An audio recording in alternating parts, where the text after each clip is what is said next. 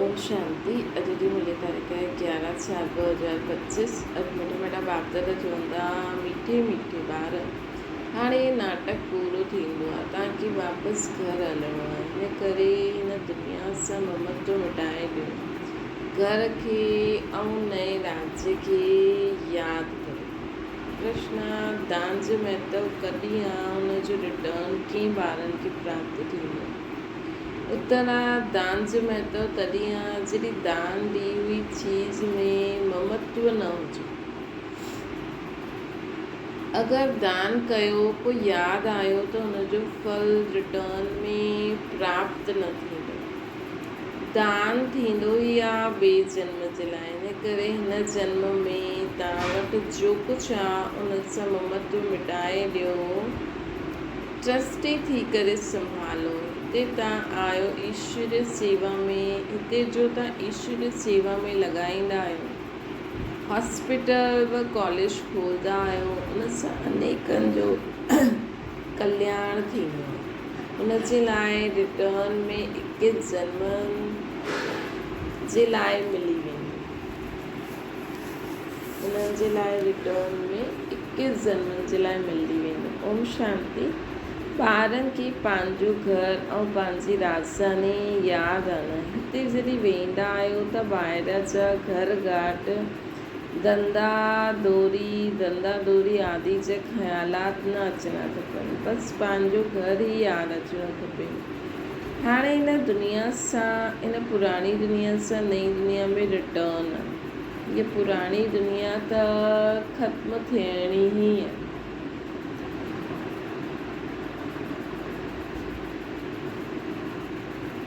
हाणे हिन पुराणी दुनिया सां नई दुनिया में रिटर्न आहे। हीअ पुराणी दुनिया त ख़त्म थियणी ई आहे। सभु स्वाहा थी वेंदो आग में। जो कुझु हिन अखियुनि सां ॾिसंदा आहियूं, मित्र संबंधी आदि सभु ख़त्म थी वेंदा। ये ज्ञान बाप ई रूहनि खे सम्झाईंदा आहिनि। ॿार हाणे वापसि घर हलिणो आहे। नाटक पूरो थींदो। इहा आहे ई 5000 वर्ष जो चक्कर। दुनिया त आहे ई न, परंतु हुनजो चक्कर लॻाइण में 5000 वर्ष लॻंदा आहिनि। दुनिया त आहे ई, लेकिन हिन दुनिया में जो 4 युग, मतिलबु हिन सृष्टि खे नयो खां पुराणो थियण में 5000 वर्ष लॻंदा आहिनि। दुनिया त आहे ई, परंतु हुनखे चक्कर लॻाइण में 5000 वर्ष लॻंदा आहिनि। जो बि आत्मायूं आहिनि सभु वापसि हली वेंदियूं। हीअ पुराणी दुनिया ई ख़त्म थी वेंदी। बाबा ॾाढो सुठी रीति हर हिकु ॻाल्हि सम्झाईंदा आहिनि। कोई मनूस हूंदा आहिनि जो मुफ़्त पंहिंजी जाइदाद गवाए ॾींदा आहिनि। भक्ति मार्ग में दान पुण्य त कंदा आहिनि न। कोई धर्मशाला ठाहे, कोई हॉस्पिटल ठाहे, बुद्धि में सम्झंदा आहिनि इन्हनि जो फल ॿिए जन्म में मिलंदो। बिग़ैर कोई आश अनासक्त थी कोई करे ईअं थींदो न आहे। ॾाढा चईंदा आहिनि कि फल जी चाहना असांखे न आहे, परंतु न, फल त मिलंदो ई आहे न। सम्झो कोई वटि पैसो आहे, हुननि धर्माओ ॾिनो त बुद्धि में इहे रहंदो आहे कि असांखे ॿिए जन्म में मिलंदो। अगरि ममत्व वियो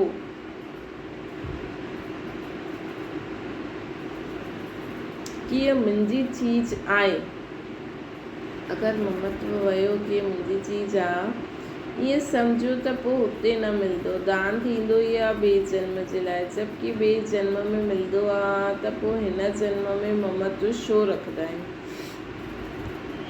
हिन करे बाबा ट्रस्टी ठाहींदा आहिनि त पंहिंजो ममत्व निकिरी वञे। कोई सुठा साहूकारनि जे घर जन्म वठंदा आहिनि त चईंदा आहिनि उन्हनि सुठा कर्म कया आहिनि। कोई राजा रानी वटि जन्म वठंदा आहिनि, कोई दान पुण्य कयो, परंतु छो जो दान पुण्य कयो हूंदो, हिन करे उन्हनि खे ईअं जन्म मिलियो हूंदो राजा रानी वटि।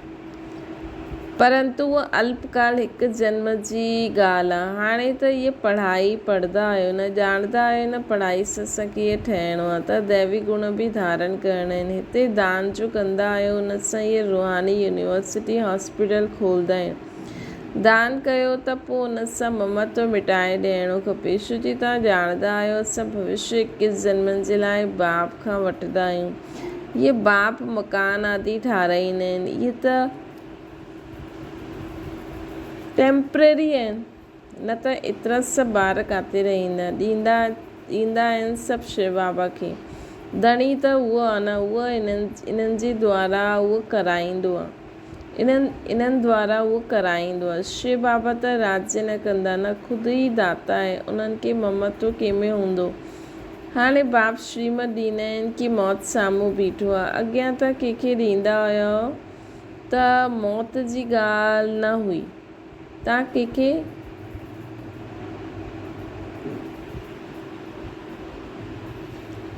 अॻियां असां दान पुण्य अगरि कंदा हुआसीं भक्ति में त ईअं न सोचंदा हुआसीं कि सभु कुझु त मौत में मिली वेंदो, ईअं सोचंदा हुआसीं भई असांखे मिलंदो, या कोई न बि सोचे त बि मिलंदो त सही। हाणे त ॿार सोचंदा आहिनि न कि सभु कुझु त ख़तमु थियण वारो आहे त बाबा खे ट्रांसफ़र करे छॾियूं।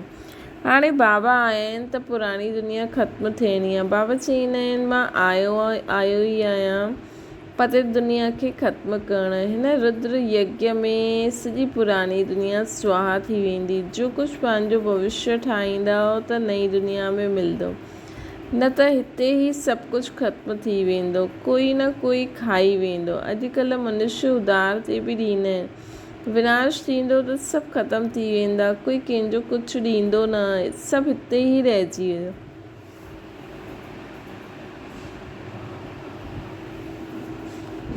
अच्छा, अॼु सुठो आहे, कल्ह देवालो निकिरी वियो, कोई खे बि कुझु पैसो मिलण जो न आहे, कोई खे ॾिनो उहो मरी वियो, पोइ केरु वेही रिटर्न कंदो, त छा करणो खपे।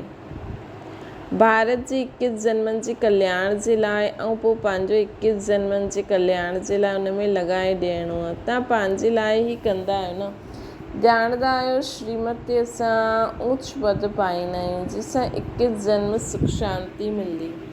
इनखे चइबो आहे अविनाशी बाबा जी रूहानी हॉस्पिटल ऐं यूनिवर्सिटी, जंहिंसां हेल्थ वेल्थ हैप्पीनेस मिलंदी आहे। इनखे चइबो आहे अविनाशी बाबा जी रूहानी हॉस्पिटल ऐं यूनिवर्सिटी, जंहिंसां असांखे हेल्थ वेल्थ ऐं हैप्पीनेस मिलंदी आहे। कोई खे हेल्थ आहे वेल्थ न आहे त हैप्पीनेस रही न सघंदी आहे, ॿई आहिनि त हैप्पीनेस बि रहंदी आहे न, हेल्थ वेल्थ। बाबा तव्हांखे 21 जन्मनि जे लाइ ॿई ॾींदा आहिनि, उहो 21 जन्मनि जे लाइ जमा करिणो आहे। ॿारनि जो कमु आहे युक्ति रचणु, है न, कि 21 जन्मनि जे लाइ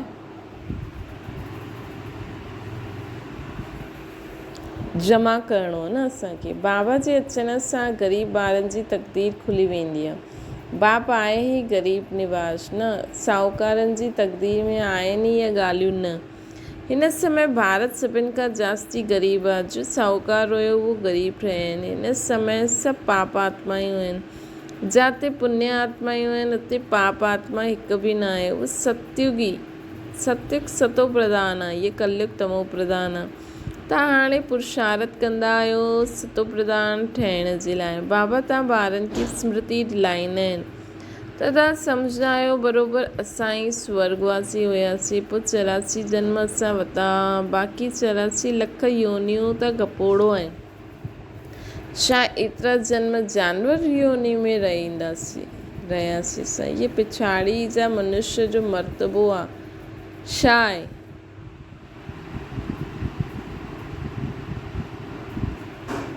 इहे पिछाड़ी जो मनुष्य जो मर्तबो आहे, छा हाणे वापसि वञिणो आहे? एतिरा जानवर ॾेखारींदे ईंदा न, एतिरे जानवरनि में इंसान वेंदो आहे, त इहे पिछाड़ी जो मनुष्य जो मर्तबो आहे, छा हाणे वापसि वञिणो आहे? हाणे बाप सम्झाईंदा आहिनि मौत साम्हूं बीठो आहे, 40-50 हज़ार वर्ष आहे न। मनुष्य त बिल्कुलु घोर अंधियारे में आहिनि, इन करे चइबो आहे पत्थर बुद्धि। हाणे तव्हां पत्थर बुद्धि खां पारस बुद्धि ठहींदा आहियो। ये ॻाल्हियूं कोई सन्यासी आदि थोरी ॿुधाए सघंदा आहिनि। हाणे तव्हांखे बाबा स्मृति दिलाई अथई कि हाणे वापसि घर हलिणो आहे, जेतिरो थी सघे पंहिंजो बैगेज ट्रांसफ़र करे छॾियो। बाबा इहे सभु वठो, असां सत्य में 21 जन्मनि जे लाइ पाए वठंदासीं। इहे बाबा बि त दान पुण्य कंदा हुया न, ॾाढा शौक़ु हुयो।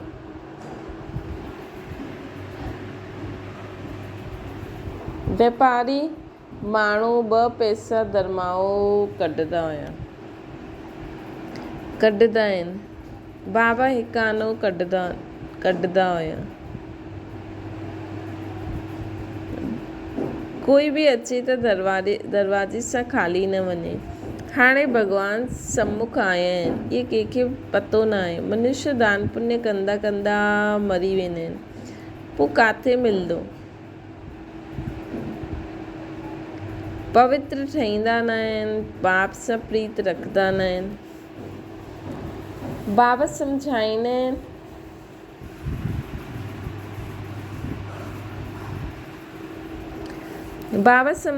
आहिनि यादव ऐं कौरव जी आहे विनाश काले विपरीत बुद्धि, पांडवनि जी आहे विनाश काले प्रीत बुद्धि। यूरोपवासी सभु यादव आहिनि जो मूसल आदि कढंदा रहंदा आहिनि। शास्त्रनि में छा ॻाल्हियूं लिखी छॾी अथनि, ढेर शास्त्र ठहिया आहिनि। ड्रामा प्लान अनुसार हिन में प्रेरणा आदि जी कोई ॻाल्हि कोन्हे। प्रेरणा माना वीचार, बाक़ी ईअं थोरी बाप प्रेरणा सां पढ़ाईंदा आहिनि। बाबा चईंदा आहिनि इहे बि हिकु वापारी हुयो, सुठो नाम हुयो, सभई इज़त ॾींदा हुया। बाबा प्रवेश कयईं ऐं हिन कारियूं खाइणु शुरू करे छॾियईं। शिव बाबा खे ॼाणंदा ई न हुया, न उन्हनि खे गाली ॾेई सघंदा आहिनि, गाली इहे खाईंदा आहिनि। श्री कृष्ण चयो न, मां माखन न खाधो। इहे बि चईंदा आहिनि कमु त सभु कुझु बाबा जो आहे, मां कुझु न कंदो आहे, जादूगर उहो आहे, मां थोरी आहे। मुफ़्त में एतिरी गारियूं ॾींदा आहिनि। कोई असांखे कोई भॻायो छा? असां कंहिंखे भॻायो?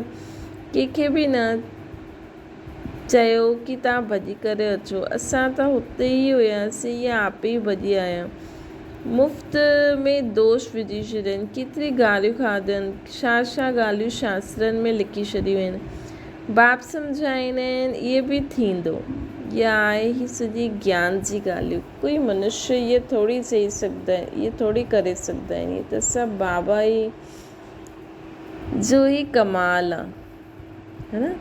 ये सॼी ज्ञान जी ॻाल्हियूं आहिनि। इहे कोई मनुष्य थोरी कराए सघंदो आहे कि हेॾी सारी कन्यायूं मातायूं वञी करे घर छॾे होॾे हली वियूं। सो बि ब्रिटिश गवर्नमेंट जे राज्य में कोई वटि एतिरी कन्यायूं मातायूं वेही रहनि, कोई कुझु करे न सघे। कोई जे मित्र संबंधी ईंदा हुया त हिकदमि भॼाए छॾंदा हुया।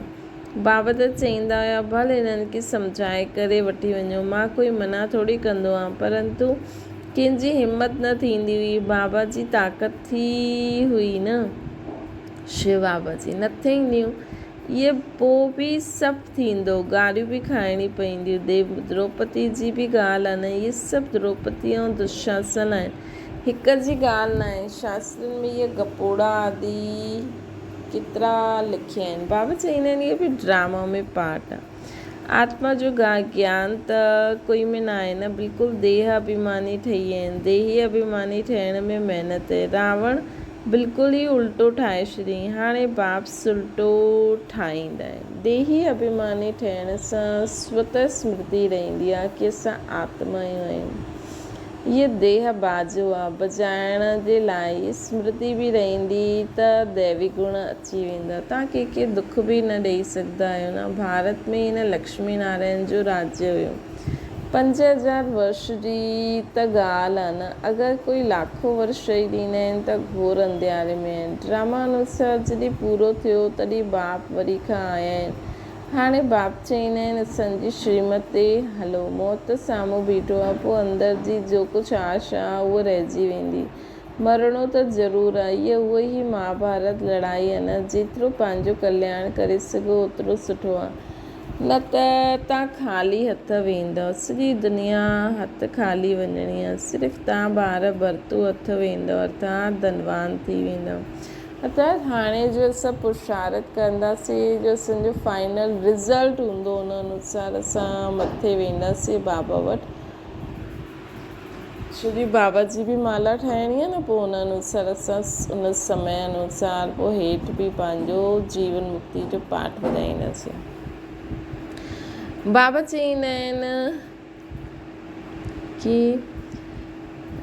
कि असां भरतू हथ वेंदासीं, अर्थात धनवान थी वेंदासीं। इन में सम्झण जी ॾाढी विशाल बुद्धि खपे। केतिरे धर्मनि जा मनुष्य आहिनि, हर हिक जी पंहिंजी एक्ट हलंदी आहे। हिक जी एक्ट न मिले ॿिए सां। सभिनि जा फीचर्स पंहिंजा पंहिंजा आहिनि। केतिरा सॼा फीचर्स आहिनि, इहे सभु ड्रामा में नूंद आहे। वंडरफुल ॻाल्हियूं आहिनि। हाणे बाप चईंदा आहिनि पंहिंजे खे आत्मा सम्झो। असां आत्मा 84 जे चकर लॻाईंदा आहियूं। असां आत्मा इन ड्रामा में एक्टर आहियूं। इन्हनि सां असां निकिरी न सघंदा आहियूं। मोक्ष त पाए न सघंदा आहियूं। मोक्ष त न मिली सघंदो आहे, पोइ ट्राए करण बि फालतू आहे।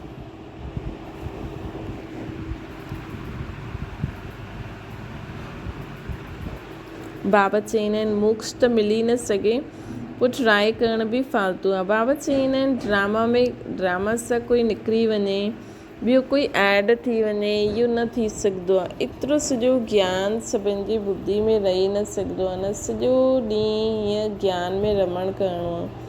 हिकु घड़ी आधी घड़ी इहे यादि करो, पोइ उन्हनि खे वधाईंदा रहो, है न। हिकु घड़ी आधी घड़ी ये यादि करो, पोइ उन्हनि खे वधाईंदा रहो।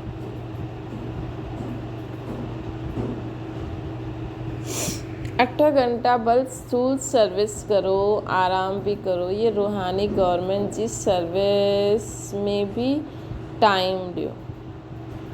इन रूहानी गवर्नमेंट जी सर्विस में भी असांखे पंहिंजो टाइम ॾियणो खपे। तव्हां पंहिंजी ई सर्विस कंदा आहियो, ये मुख्य ॻाल्हि आहे न। यादि जी यात्रा में रहो, बाक़ी ज्ञान सां ऊच पद पाइणो। यादि से पंहिंजो पूरो चार्ट रखो। ज्ञान त सहज आहे न। जीअं बाप जी बुद्धि में आहे कि मां मनुष्य सृष्टि जो बीज रूप आहियां। इन्हनि जी आदि मध्य अंत की ॼाणंदो आहियां। असां बि बाबा जा ॿार आहियूं। बाबा सम्झायो आहे कीअं इहे चक्र फिरंदो आहे। इहे कमाई जे लाइ बि तव्हां 8-10 घंटा ॾींदा आहियो न, हुन कमाई जे लाइ बि ॾींदा आहियो। सुठो ग्राहक मिली वञे त राति जो बि उबासी न ईंदी। उबासी ॾिनो त सम्झिबो आहे इहे थकल आहे। बुद्धि किथे ॿाहिरि भटकंदी हूंदी। सेंटर ते बि ॾाढो ख़बरदार रहणो आहे। जो ॿार ॿियनि जो चिंतन न कंदा आहिनि, पंहिंजी पढ़ाई में मस्तु रहंदा आहिनि, उनजी उन्नति सदा थींदी रहंदी आहे। तव्हां ॿियनि जो चिंतन करे पंहिंजो पद भ्रष्ट करे छॾंदा आहियो। Hear no evil see no evil. कोई सुठो न ॻाल्हाईंदो आहे त हिकु कन सां ॿुधी ॿिए सां कढी ॾियो। हमेशह पंहिंजे खे ॾिसणो खपे, न कि ॿियनि खे। पंहिंजी पढ़ाई न छॾणी खपे। ॾाढा ईअं रुठी पईंदा आहिनि, अचणु बंदि करे ॾींदा आहिनि, पोइ अची वेंदा आहिनि। न ईंदा त वेंदा किथे। स्कूल त हिकु ई आहे न। पंहिंजे पैर ते कुल्हाड़ी न लॻाइणो खपे। तव्हां पंहिंजी पढ़ाई में मस्तु रहो, ॾाढी ख़ुशी में रहो। भॻवानु पढ़ाईंदा आहिनि, बाक़ी छा खपे। भॻवानु असांजो बाप टीचर सतगुरु आहे। उन्हनि सां ई बुद्धि जो योग लॻल हुजे बाप सां। उहो आहे सॼी दुनिया जो नंबर 1 माशूक शिव बाबा, जो तव्हांखे नंबर 1 विश्व जो मालिक ठाहींदा आहिनि। बाबा आहे नंबर 1 सॼी दुनिया जो नंबर 1 माशूक, जो असांखे पूरे विश्व जो मालिक ठाहींदा आहिनि। बाप चईंदा आहिनि तव्हांजी आत्मा ॾाढी पतित आहे, उड़ी न सघंदी आहे। पंख कटे वञनि, पंख कटल आहिनि न, हिन करे तव्हांजी आत्मा उड़ी न सघंदी। हिन करे ज्ञान योग जा पंख लॻायो। रावण सभी आत्माउनि जा पंख कटे छॾंदा आहिनि, मतिलबु ज्ञान ऐं योग। शिव बाबा चईंदा आहिनि मुंहिंजे बग़ैर तव्हांखे कोई पावन न ठाहे सघंदा आहिनि। सभु एक्टर्स हिते आहिनि, वृद्धि खे पाईंदा रहंदा आहिनि। वापसि कोई वेंदो न आहे। जीअं ॿियनि दुनिया में अगरि आत्माउनि शरीर छॾियो, अगरि उन्हनि खे न मिलियो आहे त उहे बि भटकनि थियूं, है न। ईअं ई बाबा जे ज्ञान में बि ऐं जेके आत्माऊं ज्ञान काल में शरीर छॾे छॾंदियूं आहिनि त उहे किथे न किथे पंहिंजो जन्म वठी वठंदियूं आहिनि, न त उन्हनि खे भटकणो पवंदो आहे। ऐं ज्ञान में बि जो आत्माऊं शरीर छॾंदियूं आहिनि ज्ञान में अचण खां पोइ, उन्हनि खे पोइ पंहिंजो शरीर ॿियो वठण जो पार्ट हूंदो आहे त मिली वेंदो आहे, न त पोइ फ़रिश्ते स्वरूप में सेवा कंदी रहंदी है न। त हिकु आहे की असां हिन स्थूल शरीर में रहंदे हुए ख़ुदि खे फ़रिश्तो सम्झूं। हिकु आहिनि की जो आत्माऊं शरीर छॾे वियूं आहिनि, अगरि उन्हनि ॿियो शरीर न बि वरितो आहे त हाणे बि बाबा जी उहा फ़रिश्ते स्वरूप में रही करे सेवा करनि थियूं। हाणे त ॿियो ई जास्ती स्पीड में न, पहिरियों त देह जो बंधन हूंदो हुयो त बुद्धि देह में लॻल रहंदी हुई न, उनखे खाराइण पीआराइण। हाणे त बुद्धि उन कम सां फ्री थी वई त जाते बि जो बि आत्माऊं बाबा जे कार्य में बाबा खे यादि कंदियूं आहिनि त बाबा उन्हनि खे जेके बि फ़रिश्ता ठहियल आत्माऊं आहिनि, जेको बि उहो कार्य करे सघंदियूं आहिनि, उन्हनि खे उते मोकिले करे उते पंहिंजो कार्य कराईंदा आहिनि। इन करे कोई बि आत्मा वेंदियूं न आहिनि, हिन ई सृष्टि ते किथे न किथे पार्ट वॼाईंदी रहंदियूं आहिनि, चाहे ॿियो शरीर वठी करे, चाहे ईवल सोल्स ठही करे, चाहे फ़रिश्तो ठही करे। अच्छा, मीठी मीठी सिकिल जे ॿारनि प्रति माता पिता बाप दादा जो यादि प्यार ऐं गुड मॉर्निंग। रूहानी बाप जी सभिनि रूहानियुनि ॿारनि खे नमस्ते। असांजी बि रूहानी माता पिता बाप दादा खे यादि प्यार गुड मॉर्निंग ऐं नमस्ते। बाबा धारणा जे लाइ मुख्य सारा स्वयं जे चिंतन ऐं पढ़ाई में मस्तु रहणो। स्वयं जी चिंतन ऐं पढ़ाई में मस्तु रहणो आहे, ॿियनि खे न ॾिसणो आहे। अगरि कोई सुठो न ॻाल्हाईंदो आहे त हिकु कन सां ॿुधी ॿिए सां कढी ॾियो। रूटी करे बाबा जी पढ़ाई खे न छॾिणो है न। अगरि कोई ॻाल्हि तव्हांखे पसंदि नथी अचे त हिकु कन सां ॿुधी ॿिए सां कढी छॾो, रूटी करे पढ़ाई न छॾियो। ॾिसो एॾी सारी वॾी वॾी दादियुनि एॾो समय यज्ञ कीअं संभालियो। श्री उन्हनि सदाई बाबा ऐं मुरली खे सेवा खे पंहिंजो लक्ष्य रखियो। और जेतिरो थी सघे न तव्हां सॼे ॾींहं में अगरि बार बार मुरली जो पॉइंट पढ़ी सघंदा आहियो, मुरली पढ़ी सघंदा आहियो, भले सेवा ई आहे, कोई ॻाल्हि कोन्हे। मोबाइल बि त ॾिसंदा आहियो न, त हिकु बार कॉपी ॾिसी वठो या मोबाइल में मुरली जो कोई पॉइंट, त हुन सां सम्झो उन ॻाल्हि सां दिमाग़ु डाइवर्ट थी वेंदो है न, ऐं असां बची वेंदासीं। न त उहो कालिनि जो प्रभाव एॾो हूंदो आहे कि किथे किथे असां बाबा खे बि छॾे छॾंदासीं, मुरली बि छॾे छॾंदासीं, त सेवा बि छॾे छॾंदासीं। इन जो साधन आहे मुरली। अगरि तव्हांजो बुद्धि योग उन समय बाबा सां बि न लॻे, लेकिन मुरली हिकु पढ़ंदव त तुरंत बाबा बि जे तरफ़ बि बुद्धि हली वेंदी कि बाबा ईअं चए अथई, बाबा ईअं चए अथई। ॿियो आहे जीते जी सभु कुझु दान करे पंहिंजो ममत्व मिटाए ॾियणो। जीते जी सभु कुझु दान करे छॾियो बुद्धि सां। जे कई माण्हू लिखी बि वेंदा आहिनि न कि असां छॾे छॾंदासीं त हिनखे हे ॾिजो, हिनखे हे ॾिजो, हिनखे हे ॾिजो। त हिते ज्ञान काल में बाबा चवनि था कि जीते जी सभु कुझु बाबा खे ॾेई करे पंहिंजो ममत्व मिटाए ॾियो। पूरी विल करे उनखे ट्रस्टी थी करे संभालो, ट्रस्टी थी करे हल्को रहणो।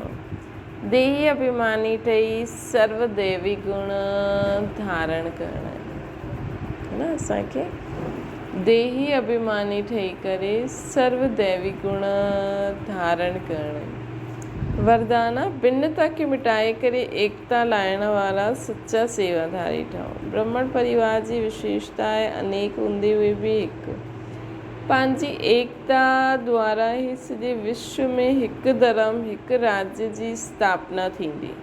इन करे विशेष अटेंशन ॾेई करे भिन्नता खे मिटायो ऐं एकता खे लायो, तॾहिं चईंदासीं सच्चा सेवाधारी। तव्हांजी एकता द्वारा ही सॼे विश्व में हिकु धर्म हिकु राज्य जी स्थापना थींदी। इन करे विशेष अटेंशन ॾेई करे हाणे भिन्नता खे मिटायो ऐं एकता में लायो, तॾहिं चईंदासीं सच्चा सेवाधारी। सेवाधारी स्वयं प्रति न लेकिन सेवा प्रति हूंदा आहिनि। स्वयं जो सभु कुझु सेवा प्रति स्वाहा कंदा आहिनि। जीअं साकार बाप सेवा में हड्डियूं बि स्वाहा कई न, ईअं ई तव्हांजी हर कर्मेंद्री द्वारा सेवा थींदी वई। ॾिसो हाणे रतनमणी ॾाढी श्री श्री उन्हनि जी आत्मा, उन्हनि जे शरीर जी ॿई किडनियूं ख़राबु, हिकु किडनी सिर्फ़ु थोरो ई कमु पई करे। त इहे सिर्फ़ु उन समय थोरी हुई, कहिड़े समय खां उन्हनि खे इहो हुयो, लेकिन त बि उन्हनि अंत ताईं पंहिंजी हर कर्मेंद्रिय ते विजय प्राप्त करे सेवा कई, है न। त हीअं असांखे छा करिणो आहे। ऐं ब्रह्मा बाबा बि केॾी उमिरि हुई, त जीअं साकार बाबा सेवा में हड्डियूं ॾिनई, स्वाहा कयईं, पंहिंजी हर कर्मेंद्रिय द्वारा सेवा थींदी रहे। स्लोगन आहे परमात्मा प्यार में खोइजी वञो त दुखनि जी दुनिया भुलिजी वेंदी। सभिनि खां ज़्यादा ज़रूरी आहे बाबा जी यादि, बाबा जी मुरली। अगरि सॼे ॾींहं में बि बार बार मुरली पढ़ण जो अभ्यास हूंदो त बाबा सां बि कनेक्शन जुड़ियल रहंदो, है न।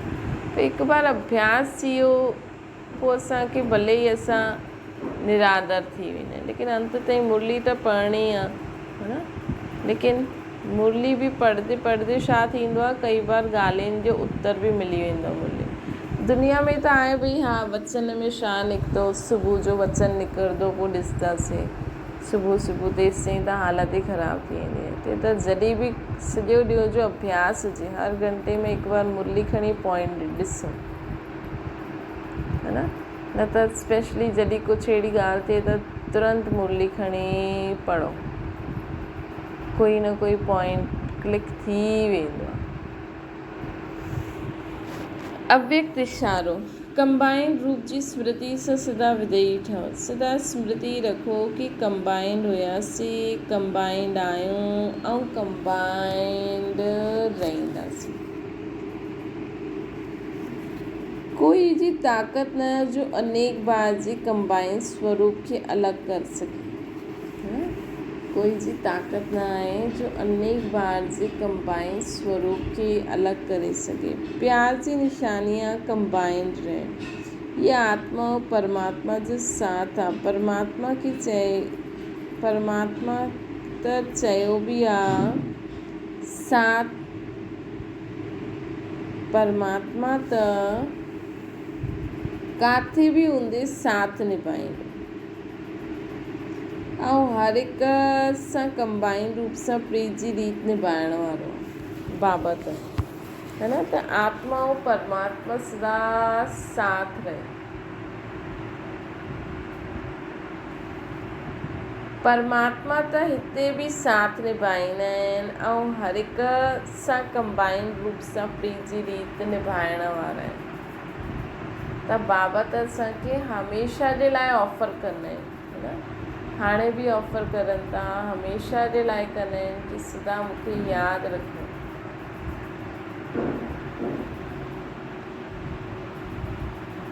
हाणे जेतिरो अव्यभिचारी बाबा जी यादि हूंदी, ओतिरो भक्ति मार्ग में बि असां हिक सां ई जुड़ल रहंदासीं, एॾे ओॾे न भटकंदासीं। अच्छा, ओम शांति। बाबा खे यादि करो।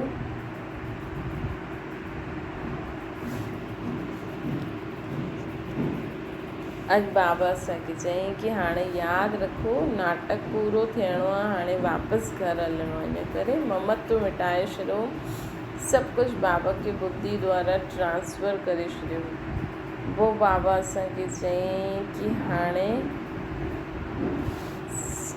सभु कुझु ॾिसंदे हुए ममत्व मिटाईंदा हलो, दान पुण्य बि कंदा हलो। मतिलबु वही आहे कि जेको बि कुझु आहे उनखे सफल कंदा हलो, मिट्टी में त मिली ई वञिणो आहे।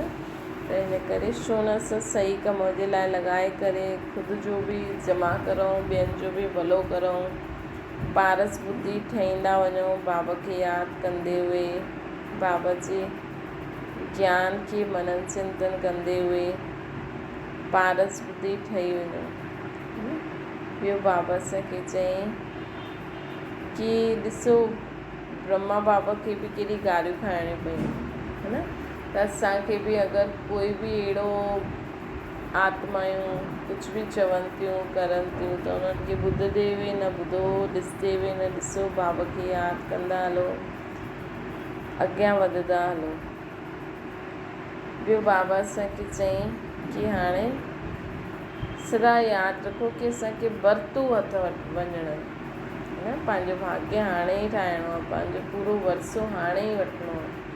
इन लाइ बाबा चवनि था 8 घंटा आराम बि करो, पंहिंजो लौकिक कम बि करो, 8 घंटा ये सर्विस करो बाबा जी, ऐं पंहिंजी बुद्धि काॾे हेॾे होॾे न भटके, किथे रुसी करे असां हली न वञूं, इहो बि ख़ुदि जो ध्यानु रखो, है न। पंहिंजी आत्मा खे ज्ञान योग जा पंख लॻाईंदा रहो। ॿियो बाबा असांखे चयईं कि हाणे भिन्नता खे मिटायो, एकता में रहो। एकता ऐं रूहानी स्नेह, हिकु धर्म हिकु राज्य जी स्थापना कंदी। भिन्नता खे मिटायो। हाणे जीअं ब्रह्मा बाबा पूरी हड्डियूं ॾिनई, ईअं ई पंहिंजे हर कर्मेंद्री द्वारा बि सूक्ष्म ऐं स्थूल कर्मेंद्री द्वारा बि असांजी सर्विस थींदी रहे। परमात्मा प्यार में खोइजी वञो त दुख जी दुनिया भुलिजी वेंदी, ऐं सदा बाबा ऐं मां ईअं कंबाइन स्वरूप में रहो। अच्छा, ओम शांति। बाबा खे यादि करो।